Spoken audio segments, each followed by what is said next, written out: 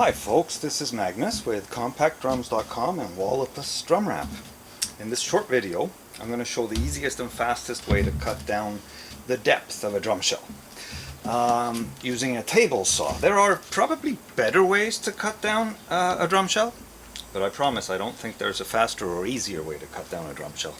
An important thing to do first is to lower the blade of your table saw to just high enough that it'll go through the shell and a little bit more. This helps to avoid splintering. In a previous video I incorrectly stated that the blade should be high, but it is in fact much better to keep it very low. It also helps a lot to use a fine-toothed blade. The one I have here is pretty ideal, much finer, and it's prone to burning the wood a little bit. Not that that matters that much, because usually you're going to cut a bearing edge where you've made this cut anyway, but yeah, this is about right, what you see here. You can't use a ripping blade. Well, I guess you can, but you're not going to get very pretty results. There's going to be a lot of splintering of the wood. So anyway, that's that. And then there are two ways of feeding the shell through the blade. You can either slide it through, turn it, slide it again, turn it, slide it again, or you can slide it into the sweet spot and then rotate the shell in place there. Rotating the shell works great with a blade like this, but if you do have an even finer blade, then you want to do the slide, turn, slide, and that'll avoid it getting too hot and charring the wood right at the cut. So I have a 16-inch floor tom shell that I'm cutting down to 14 inches. So thus, I've set the fence to 14 inches. Or you could set it at 2 inches and use it to guide the part that's lopping off, but in this case I set it to 14. It doesn't really matter which way you do it. So, let's get this show on the road.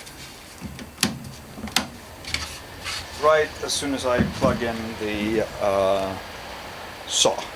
Hey folks. So as it turns out, the table saw was plugged in, but after 12 years of faithful service, it's done everything it's going to do.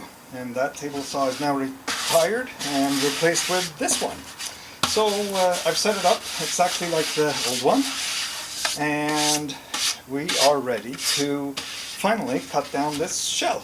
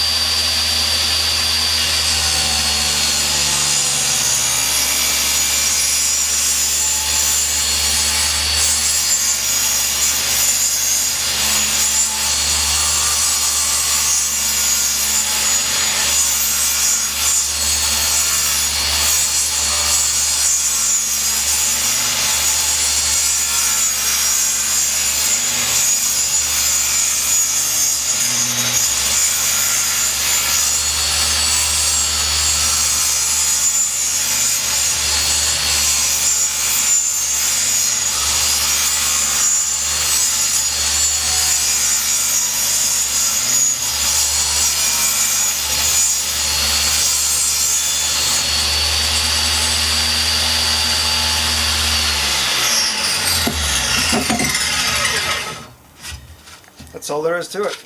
In the very near future, I'll put up another video showing how to cut the bearing edges on this drum shell. Hope you tune in again soon. Thanks for tuning in.